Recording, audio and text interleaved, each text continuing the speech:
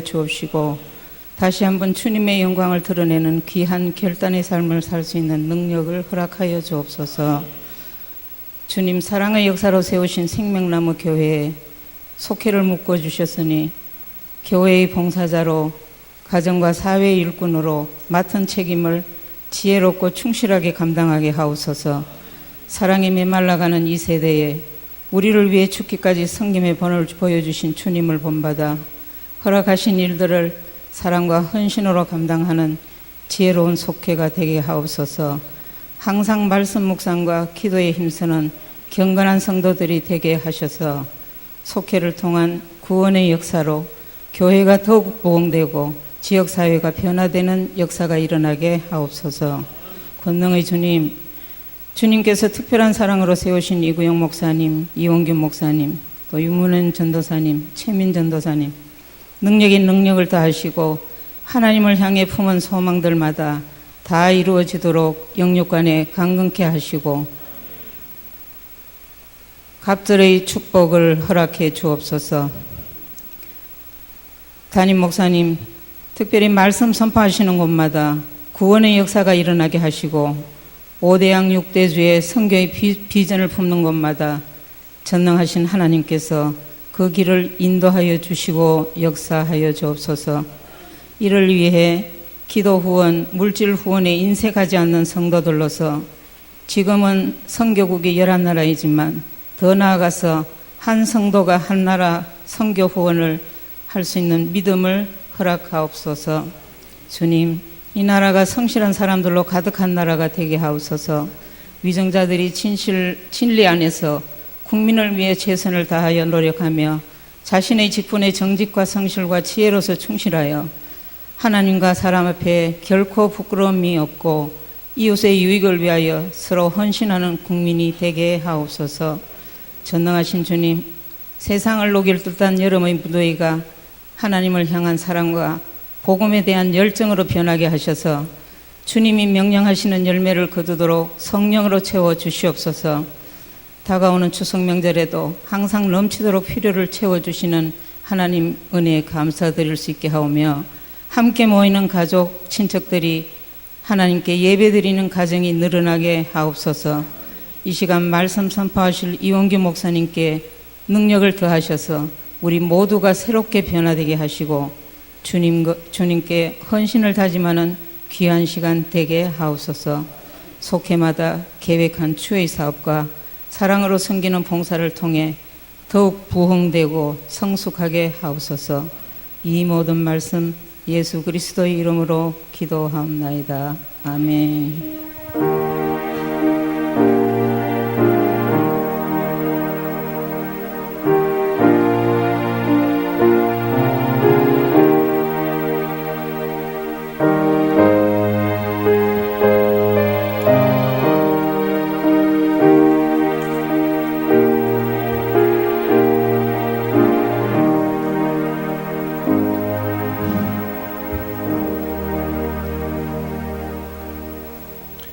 사도신경으로 신앙 고백 드리도록 하겠습니다.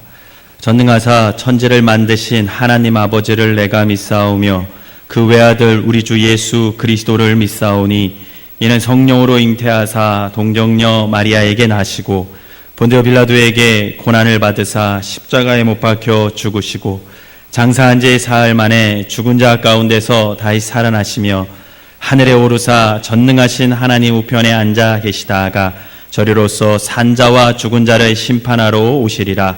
성령을 믿사오며 거룩한 공예와 성도가 서로 교통하는 것과 죄를 사하여 주시는 것과 몸이 다시 사는 것과 영원히 사는 것을 믿사옵나이다. 아멘. 찬송가 183장 찬양으로 하나님께 영광 돌리도록 하겠습니다. 박수 치면서 찬양하겠습니다. 빈들의 마른 풀같이 시들은 나의 영혼 주님의 약속한 성령 간절히 기다리는 가물음의 마른 땅에 담비를 내리시는 성령의 담비를 부어 새 생명 주옵소서. 반가운 빗소리 들려 산천이 춤을 추네. 목비로 내리는 성령 내게도 주옵소서. 가물어 메마른 땅에 담비를 내리시듯 성령의 담비를 부어 새 생명 주옵소서.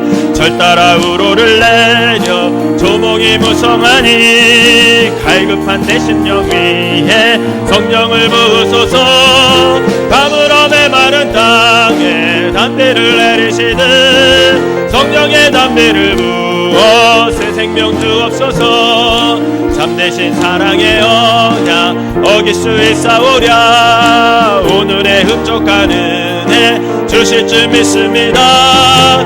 가물어 메마른 땅에 담비를 내리시듯 성령의 담비를 부어 새 생명. 철 따라 우로를 내려 철 따라 우로를 내려 조목이 무성하니 갈급한 내 심령 위에 성령을 부으소서. 가물어 메마른 땅에 담비를 내리시듯 성령의 담비를 부어 새 생명 주옵소서. 참되신 사랑의 언약 어길 수 있사오랴. 오늘의 흡족한 은혜 주실 줄 믿습니다.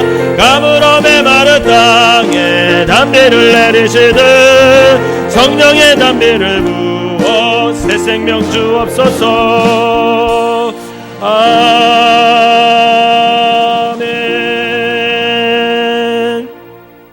오늘 함께 은혜를 말씀은 마가복음 5장 1절에서부터 20절까지입니다. 마가복음 5장 1절에서 20절까지 제가 한 절 읽고 여러분들이 한 절 읽으면서 교독하도록 하겠습니다. 예수께서 바다 건너편 거라사 이네 지방에 이르러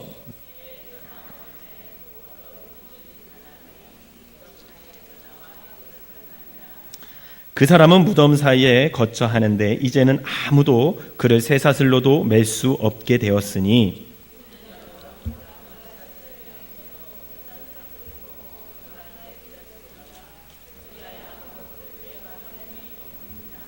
밤낮 무덤 사이에서나 산에서나 늘 소리 지르며 돌로 자기의 몸을 해치고 있었더라. 큰 소리로 부르짖어 이르되 지극히 높으신 하나님의 아들 예수여, 나와 당신이 무슨 상관이 있나이까? 원하건대 하나님 앞에 맹세하고 나를 괴롭히지 마옵소서 하니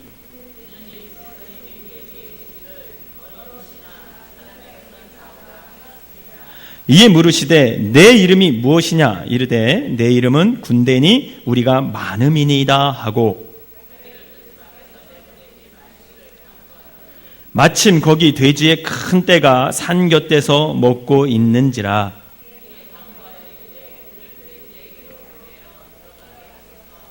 허락하신데 더러운 귀신들이 나와서 돼지에게로 들어가매 거의 2,000마리 되는 떼가 바다로 향하여 비탈로 내리달아 바다에서 몰살하거늘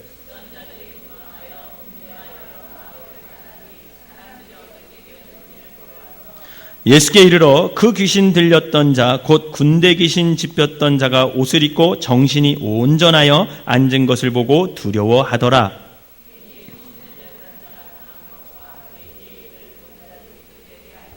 그들이 예수께 그 지방에서 떠나시기를 간구하더라.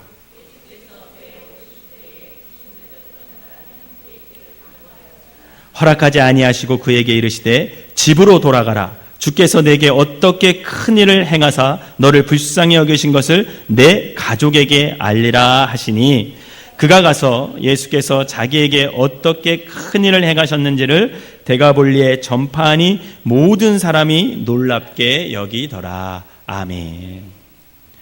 이 시간에는 우리 생명 일속 나오셔서 하나님께 특송으로 영광 돌리도록 하겠습니다.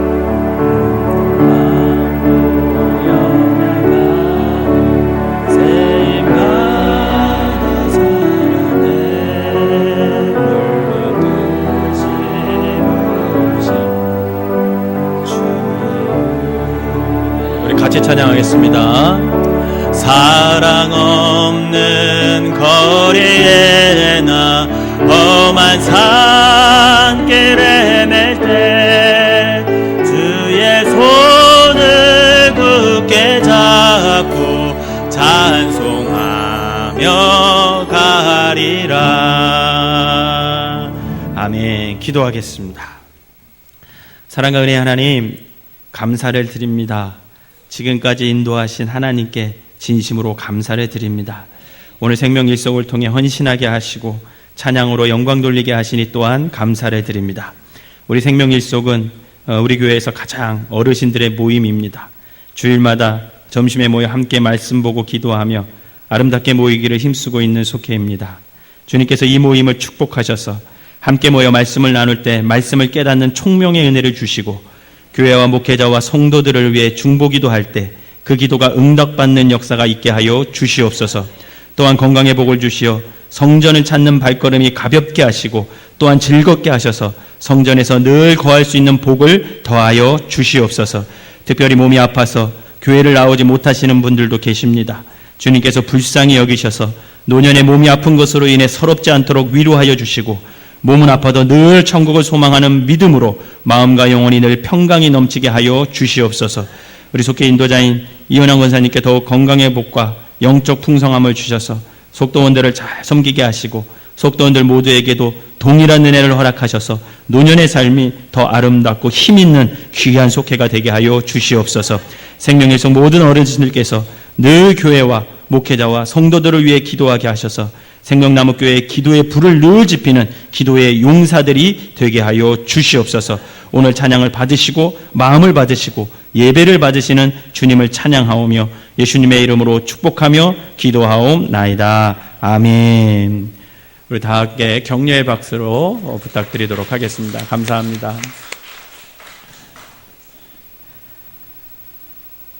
옆 사람하고 인사합시다. 성령의 사람이 됩시다. 시작. 성령의 사람이 되시다. 네, 기분 나쁘게 인사하는 것 같아요. 성령의 사람이 되라고 하는데 웃으면서 성령의 사람이 되시기 바랍니다. 시작. 성령의 사람이 되시기를 바랍니다. 2주 전에 제가 여러분들에게 정말로 감사하다는 생각이 들었어요. 왜 그런지 아세요? 아니에요. 그것 때문에 그런 게 아니고요. 제가 수요일 예배 설교를 하면 이게 녹화가 되잖아요. 그래가지고 설교를 제가 매일 듣거든요. 카페에 들어가서 제 설교를 제가 또 들어요. 그래가지고 고칠 거 있으면 고치고 그러는데 제가 제 이어폰 꽂고 설교를 듣다가 졸았어요. 제 설교를 듣다가 제가 졸은 거예요. 이해가 되세요? 그러고 나서 정신이 번쩍 들어서 제가 우리 성도님들 정말 감사하다. 그런 생각이 문득 들은 거예요. 야, 내가 들어도 졸리는 설교를 그 저녁 먹고 오셔서 졸지 않고 들어주는 여러분들이 너무나 감사하더라고요. 여러분 진심으로 감사를 드립니다. 네. 그래서 설교 잘해야겠다 이런 생각을 했어요. 여러분 지난주에 제가 설교한 거 기억나시나요? 오늘 본문을 가지고 악령의 사람의 특징에 대해서 제가 얘기를 했습니다. 4가지 특징을 말씀을 드렸어요. 첫 번째 특징이 뭐라 그랬죠?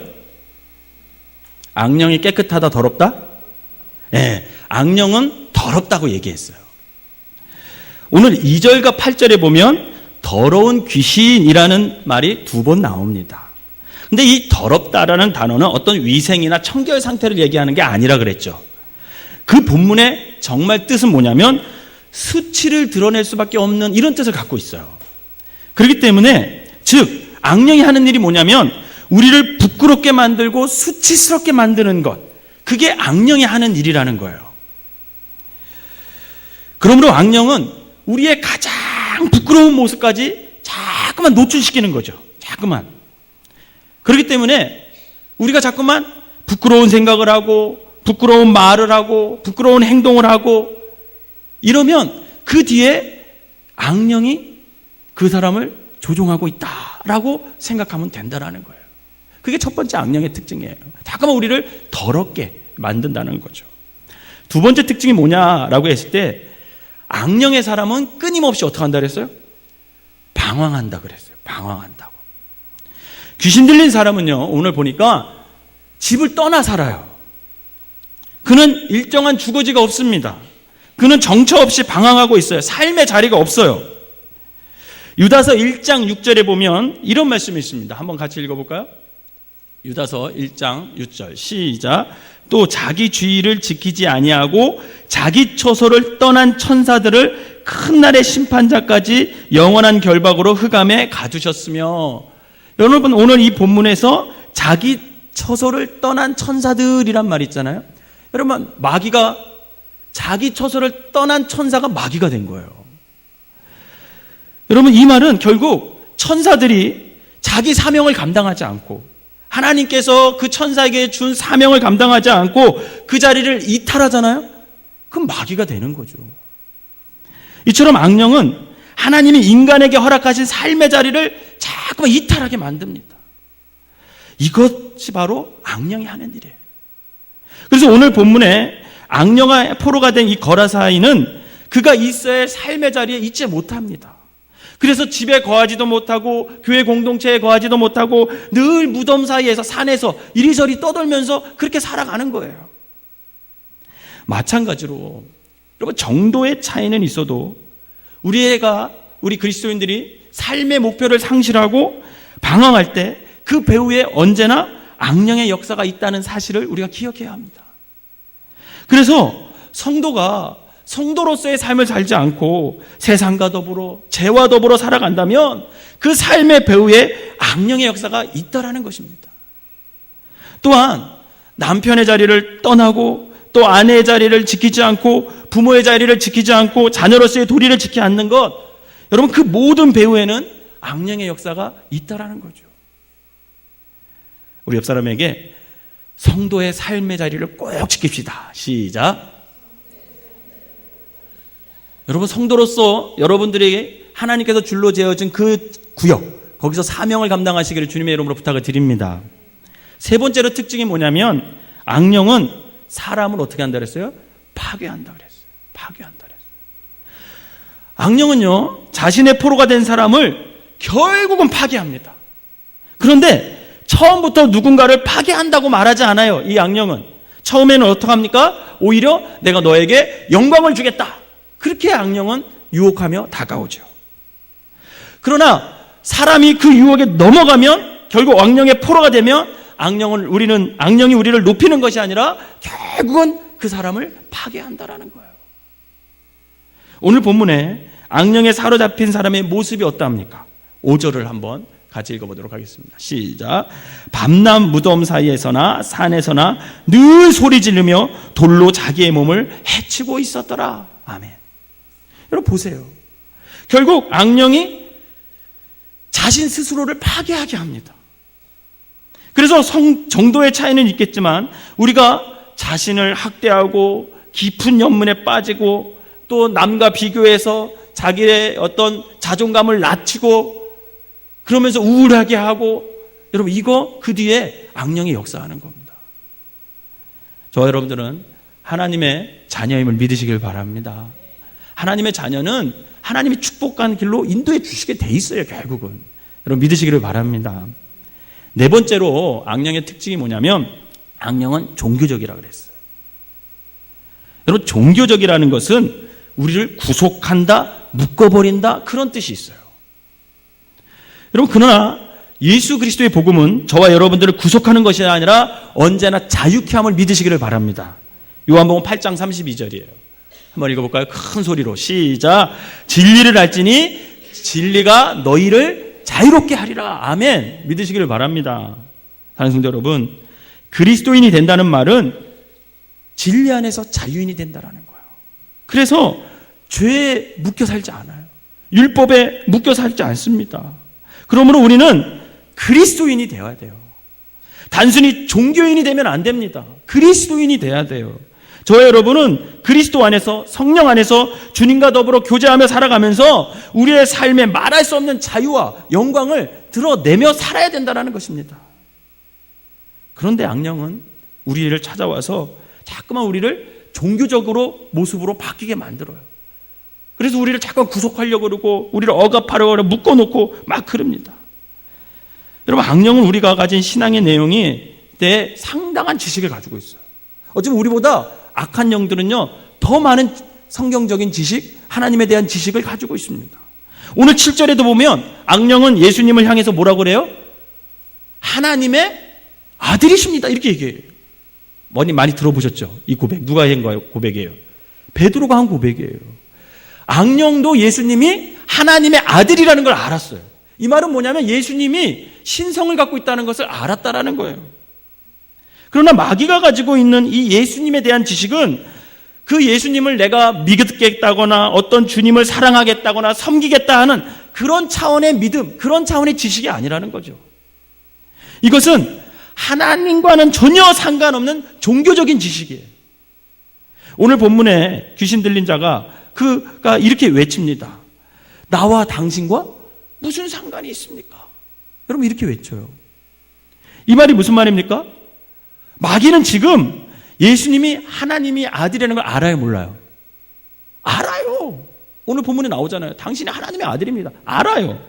그러나 그것이 지금 이 마귀에게 무슨 상관이 있냐라는 거예요. 즉 하나님의 아들은 당신과 교제하고 싶지 않다라는 거죠. 그리고 섬기고 싶지도 않고 상관없이 살고 싶다는 말을 지금 마귀가 하고 있는 것입니다. 이처럼 하나님과 상관없는 종교적인 지식, 하나님과 상관없는 어떤 성경에 대한 지식, 여러분 정말 주님을 섬길 의도 없이 단순한 지식만을 취할 때 그 배후에 악령이 역사하게 됩니다. 그러니 성령의 어떤 성경의 지식만 쌓고 그 성경 지식이 우리 교회 공동체 안에서와 여러분들의 삶의 현장에서 살아서 역사하고 열매를 맺지 못하는 것, 그것은 악한 영들이 서서히 저와 여러분들을 종교인으로 구속하는 거예요. 종교인으로 구속해요. 그래서 우리의 영을 점점 굳어지게 합니다. 그래서 결국은 말씀을 들어도 감동이 없어요. 어느 순간 깨달아지지도 않아요. 에휴, 저거 다 아는 말씀인데 또 해. 이렇게 굳어지는 거죠. 그리고 아무 쓸모없는, 순종도 없고 열매도 없는 정말 무기력한 종교인으로 저와 여러분들을 살아가게 한다는 거죠. 바라기는 말씀이 저와 여러분들의 삶에서 역사하고 그것이 순종을 통해 열매를 맺어서 이 땅에서 하나님의 뜻을 이루는 참된 그리스도인들이 되시기를 주님의 이름으로 축원합니다. 지난 시간에 여기까지 얘기했어요. 오늘은 그래서 그러면 성령의 사람은 그럼 어떤 특징을 갖고 있을까? 그에 대해서 좀 말씀을 나누려고 해요. 귀신 들리려고 고통한다는 사람에게 오늘 본문에서 하나님의 아들이신 우리 주님이 다가가셔요. 그래서 주님이 그 사람을 어떻게 합니까? 고쳐주세요. 귀신을 쫓아내요. 벌써 주님이 딱 그 사람한테 나타나니까 이 귀신이 겁을 먹어요. 그리고 예수께서 명령했더니 귀신이 나갑니다. 그래서 이 사람이 변화되기 시작합니다. 저와 여러분은 오늘 본문의 말씀을 우리가 살펴보면서 악령의 사람과 성령의 사람 사이에 얼마나 큰 차이가 있는지, 또 우리가 그리스도의 제자가 되고 그리스도의 증인이 되었다는 사실이 얼마나 복된 삶인지를 여러분 알아가게 될 것입니다. 자, 이 사람은 이제 예수님에 의해서 악령이 어떻게 됐어요? 떠나갔습니다. 그리고 나서 이 사람에게 성령의 특징 3가지가 나타나기 시작합니다. 첫째로 뭐냐면 성령의 특징은, 그래서 여러분 성령은 깨끗하게 하고 거룩하게 함을 믿으시기를 바랍니다. 15절을 한번 읽어볼까요? 15절 시작. 예수께서 이르러 그 귀신 들렸던 자, 곧 군대 귀신 짚혔던 자가 옷을 입고 정신이 온전하게 앉아있는 것을 보고 두려워하더라. 아멘.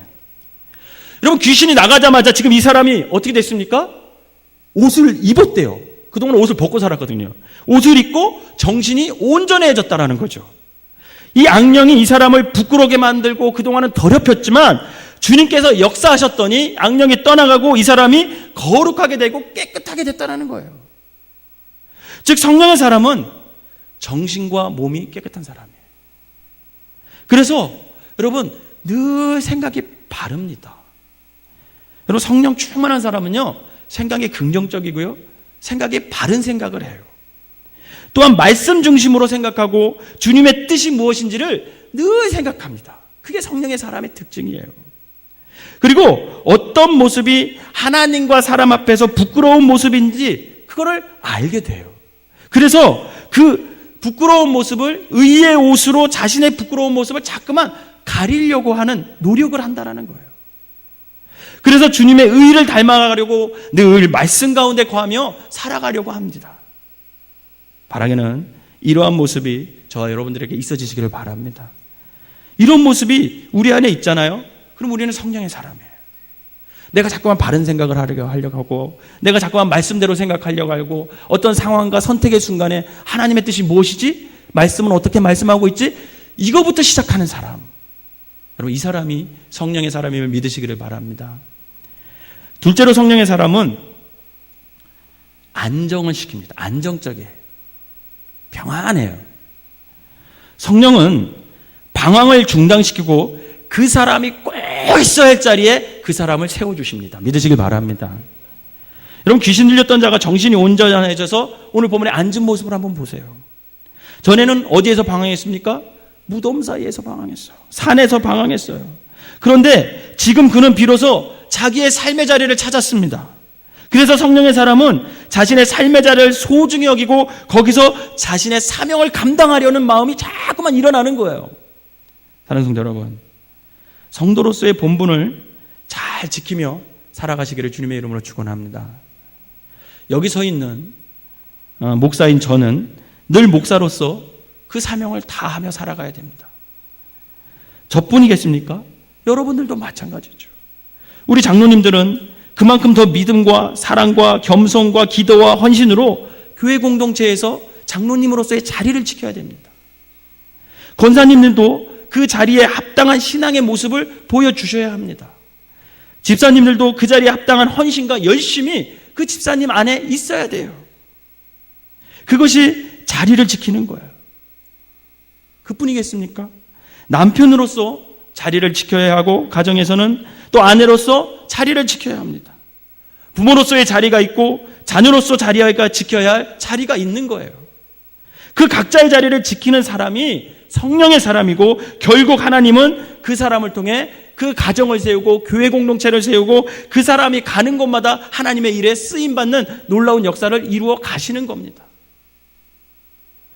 바라기는 내가 속해 있는 어디서든지, 그것이 가정이든 교회든 직장이든 주님께서 줄로 재어준 그 구역에서 여러분들의 삶의 자리를 잘 지켜 성령이 날마다 일하고 역사하는 귀한 삶을 살아가시기를 주님의 이름으로 축원합니다.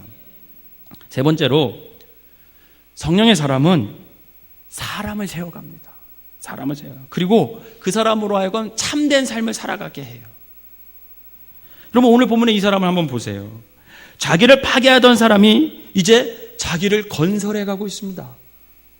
이 사람은 주님을 만났을 때 진정한 의미의 자신을 발견하게 됩니다.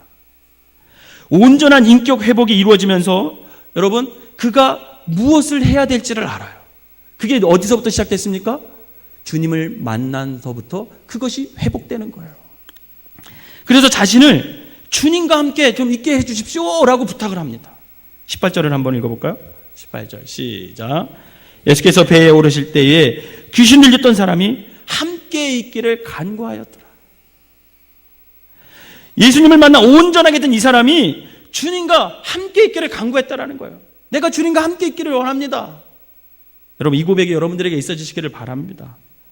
또한 주님을 따라가기를 원했어요. 이 말은 이제 자신의 삶을 주님과 더불어 살아가겠다라는 거예요. 주님과 더불어. 그는 단순히 어떤 종교 지식을 갖추려고 내가 주님과 더불어 살아가겠다는 것이 아닙니다. 그냥 주님과 함께하는 삶이 좋은 거예요. 주님을 따르는 삶이 자꾸만 마음속에서 열망이 일어나는 거예요. 여러분, 이게 성령의 사람의 특징입니다. 내 안에 성령이 충만하잖아요. 주님과 함께 있는 게 좋은 거예요. 자꾸만 주님의 일을 하고 싶어요. 주님을 따라가고 싶어요. 이처럼 우리 안에 성령이 거하시면 자꾸만 이런 욕구가 날마다 넘쳐나게 되어 있습니다. 주님과 같이 살고 싶고, 자신의 모든 시간과 물질과 달란트를 내어놓아도 더 자꾸만 드리고 싶은 거예요. 참 부족한 것 같아. 또한 사용해 주심에 감사하고, 늘 교회가 좋고 기도의 자리가 좋고 헌신하는 게 감사하고 주님과 함께 살아가는 것이 자연스러운 삶을 살아가는 사람이 바로 성령의 사람이라는 것입니다. 여러분들 어떠세요? 이런 마음이 일어나십니까? 여러분, 이런 마음이 일어난다 내 안에, 그 사람은 성령의 사람이에요. 성령의 사람은 다른 게 아닙니다. 주님과 함께 하는 게 좋은 거예요. 주님과 더불어 살아가는 것이 늘 행복한 거예요.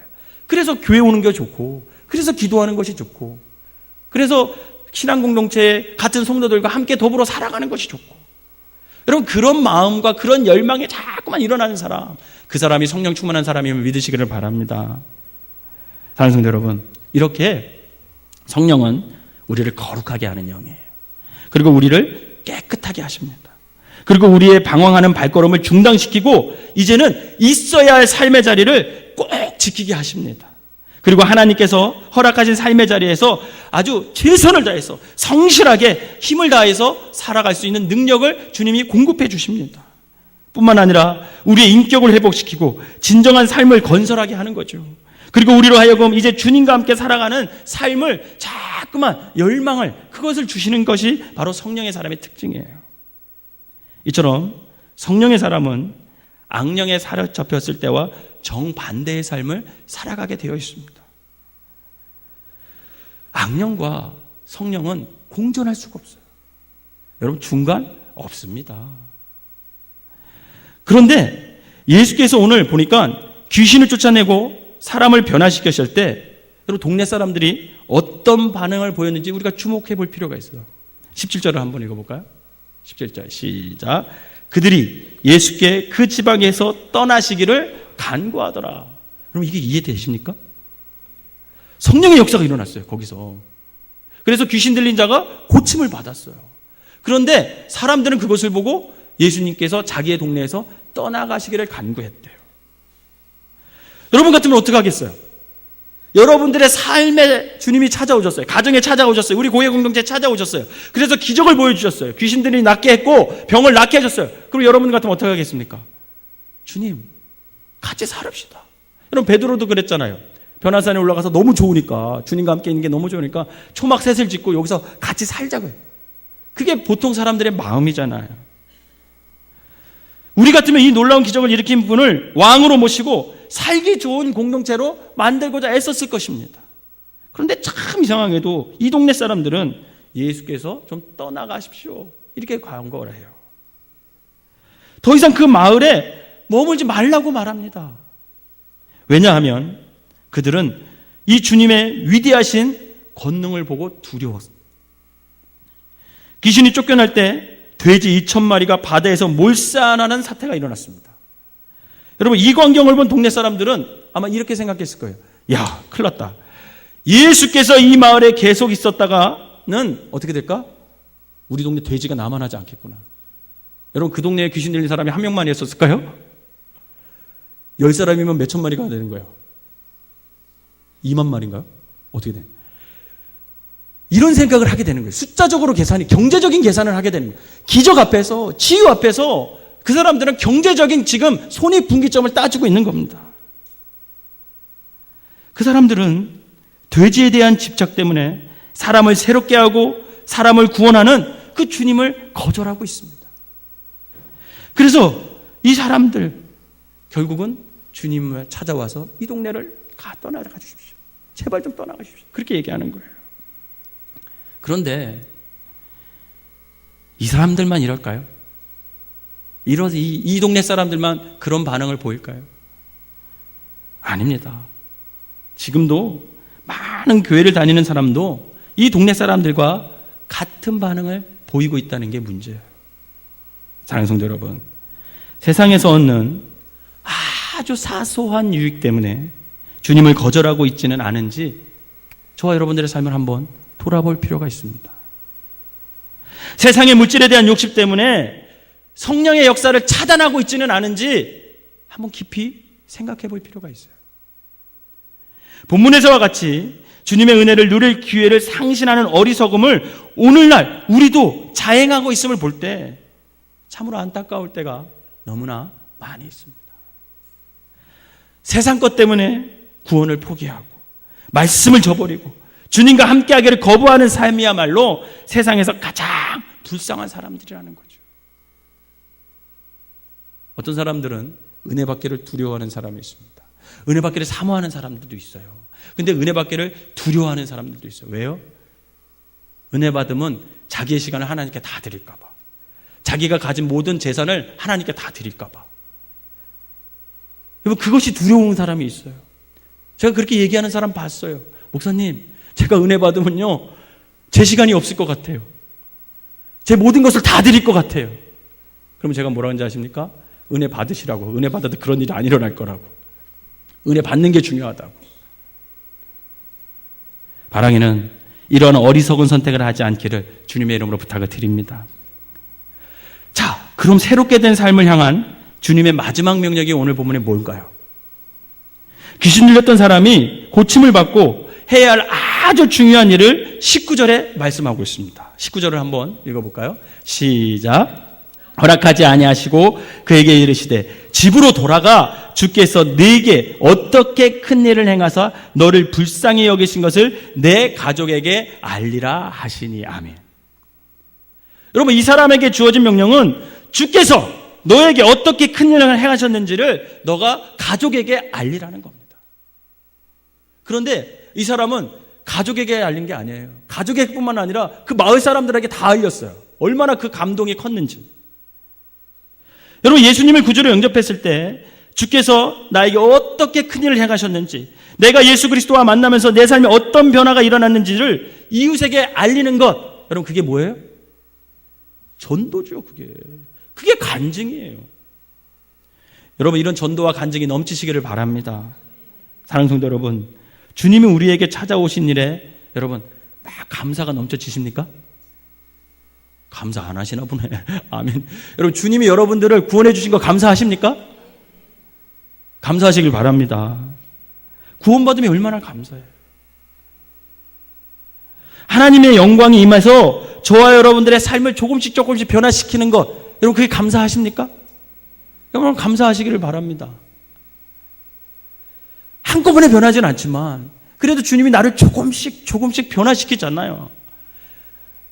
목회자로서 가장 보람이 있는 게 뭐냐면 성도들의 삶이, 신앙의 모습이 조금씩 변해가는 거예요. 여러분, 확 변하는 거 변하지 않습니다. 저는 오히려 두렵습니다. 확 변하면. 조금씩 변해가는 거 얼마나 감사한지 몰라요. 이렇게 얼마나 감사합니까? 그렇다면 주님이 우리에게 행하신 그 놀랍고 큰 일을 여러분, 사랑하는 가족들과 이웃들에게 여러분 전하시기를 바랍니다. 조금 변하잖아요? 그러면 조금만 전하세요. 이것이 그리스도인의 신앙생활의 시작이라는 거예요. 여러분, 대개 전도에 대해 오해하고 있는 사람이 뭐냐면 전도는 신앙이 성숙한 사람들만 한다, 이렇게 생각할 때가 많아요. 전도는 신앙에 성숙한 사람만 하는 것이 절대 아닙니다. 전도는요, 모든 그리스도인들이 해야 할 가장 중요한 과제임을 믿으시기를 바랍니다. 여러분, 사마리아 여인 아시죠? 이 사마리아 여인은 예수께서 그리스도라는 것을 깨닫자마자 물동이를 버리고 자기가 살던 마을로 뛰어 들어가서 복음을 전하기 시작합니다. 요한복음 4장 29절입니다. 한번 읽어볼까요? 요한복음 4장 29절. 시작. 내가 행한 모든 일을 내게 말한 사람을 와서 보라. 이는 그리스도가 아니냐 하니. 아멘. 여러분 보세요. 사마리아 여인은요, 예수님을 만난 직후부터 어떻게 해요? 전도하잖아요. 그가 예수님을 만나고 집에서 몇 날 며칠을 공부하고 훈련하고 그러고 나서 전도하는 게 아니에요. 직후부터 전도합니다. 사도행전에 기록된 전도자들은 전도 훈련을 받지 않고 복음을 전했습니다. 반드시 훈련을 받아야 전도할 수 있다는 생각, 여러분 틀린 생각입니다. 훈련 받으면 더 잘하겠죠. 훈련 받으면 더 잘합니다. 맞습니다. 그러나 훈련이 없어도 전도할 수 있다라는 거예요. 예수 그리스도를 만난 체험과 감격만 있으면 그것을 전하기만 하면 전도가 되는 거죠. 여러분, 만나는 사람들에게 내가 만난 그리스도와 그분이 하나님 아버지 되신가, 그분이 나에게 역사하심을 전할 때 여러분, 그게 전도고 그것을 통해 나의 신앙의 활력소를 얻게 된다라는 것입니다. 사랑하는 성도 여러분, 전도하지 않잖아요? 신앙이 죽습니다. 여러분들의 믿음이 서서히 말라가요. 기도 많이 하고 성경 잘 알고 생활이 다른 사람들에게 모범이 될 때 전도하겠습니다. 여러분, 그런 날 올까요? 안 올까요? 주님 만나는 날까지 안 옵니다. 주님 만나야 그런 날 와요. 부족한 모습 그대로 현재 상태에서 충분히 저와 여러분이 주님을 증거할 수 있어요. 오늘 받은 은혜, 그 은혜만큼만 전하면 되는 거죠. 물론 아직 저와 여러분들에게 부족한 점이 많아요. 압니다. 그런데 일단 전도하기 시작하잖아요. 여러분, 신앙이 성숙해짐을 믿으시기를 바랍니다. 왠지 아세요? 여러분, 전도하게 되면 전도할 사람에게 위해서 기도하겠어요? 안 하겠어요? 기도하겠죠. 전도할 대상으로 기도하잖아요. 그러면 기도하면 신앙이 성숙되겠어요? 안 되겠어요? 성숙되죠. 여러분, 또 말씀을 알지 못하고는 전도할 수 있어요? 없어요? 그러다가 전도를 하다 보면 자기가 스스로 깨닫게 되는 거죠. 내가 말씀이 너무 약하네? 그러면 성경을 읽을까요? 안 읽을까요? 당연히 읽게 되죠. 말씀을 가까이 하게 되고, 그래서 이 말씀을 가지고 내가 은혜 받은 말씀을 꼭 전해야겠다, 이런 거룩한 열망이 생기잖아요. 그러면 말씀을 보게 되잖아요. 또 전도한 사람에게 내가 본이 되어야겠다, 이런 생각해요, 안 해요? 하죠. 남편을 전도하려고 하면 어떻게 하는 생각이 들어요? 내가 남편한테 좀 더 좋은 모습으로, 아내로서 사랑스러운 모습을 보여야겠다, 그리고 이런 마음 들잖아요. 그렇기 때문에 자신의 삶을 변화시키잖아요. 그러면 성숙해지는 겁니다. 전도를 안 하니까 기도도 안 하고 말씀도 안 먹고 자신의 삶을 변화시키지 않는 거예요. 그러면 성숙한 신앙인이 된 연후에 전도할 수 있는 것이 아니라, 전도하면 믿음이 성장해 가고 그 인격이 성숙해 가는 것입니다. 우리 옆 사람에게 전도하면 신앙이 성숙해집니다. 시작. 여러분, 믿으시길 바랍니다. 전도하면 신앙이 성숙되게 돼 있어요. 우리 중에 오늘 신앙의 활력소를 상실하고 영적 침체에 빠진 사람이 있다면 오늘부터 당장 가서 전도 한번 해보시기 바랍니다. 단언하건대 분명히 하나님께서 새 힘을 주실 거예요. 그리고 구원의 감격과 기쁨을 다시금 회복할 수 있을 것입니다. 전도 사역은 그리스도인이면 누구나에게 주어지는 의무와 책임과 사명임을 믿으시기를 바랍니다. 우리의 구세주이신 그리스도 예수를 전하는 일이 주님의 제자가 되는 가장 기본된 삶이라는 거죠. 사랑하는 성도 여러분, 우리 주변에 가만히 한번 보세요. 악령의 포로가 되어 끔찍한 삶을 살고 있는 이웃들이 얼마나 많이 있습니까? 우리 가족 중에도 있을 수 있어요. 그들에게 이 자유의 복음, 해방의 복음, 구원의 복음을 전하시기를 바랍니다. 바라기는 늘 성령의 사람이 되어서 마귀의 쇠사슬에 얽매여있는 자들에게 날마다 복음을 전하며 살아가는 성령의 사람들이 되시기를 주님의 이름으로 축원합니다. 기도하겠습니다. 사랑과 은혜가 충만하신 하나님, 우리에게 성령을 허락하여 주셔서 성령님의 인도하심 따라 살아갈 수 있는 믿음을 허락하여 주시니 감사를 드립니다. 늘 성령 충만하게 하여 주셔서 우리의 삶을, 우리의 마음을, 우리의 생각을 깨끗하게 하고 거룩한 삶으로 살게 하시고, 하나님, 주님께서 우리를 안정되게 하여 주셔서 우리의 삶의 자리를 지키게 하시고 우리에게 주신 사명, 하나님께서 주어진 그 자리에서 하나님을 위해, 이웃을 위해 아버지와 최선을 다해 살아가는 성령의 사람들이 될 수 있도록 축복하여 주시옵소서. 또한 성령 충만하여서 날마다 말씀을 가까이 하고 성령 충만한 사람들 되게 하여 주셔서 아버지, 우리의 삶을 하나님 보시기에 성숙된 삶으로 날마다 인도하게 하시고, 하나님 전도함으로 말미암아 아버지 하나님, 우리가 더욱더 아버지 성숙한 삶으로 나아갈 수 있는 믿음의 사람들 되게 하여 주시옵소서. 우리 생명나무교회 모든 성도들 늘 성령을 사모하게 하시고 성령님 도와주십시오라고 기도하면서 성령님의 도우심으로 살아갈 수 있는 믿음의 사람들 되게 하여 주셔서 성령님이 인도하는 대로 순종하고 성령님이 인도하는 대로 발걸음을 옮기고 성령님이 인도하는 대로 우리의 생각과 말을 하고 또한 전도하며 하나님의 뜻을 이루는 귀한 성도들 되게 하여 주시옵소서. 예수님의 이름으로 기도하옵나이다. 아멘.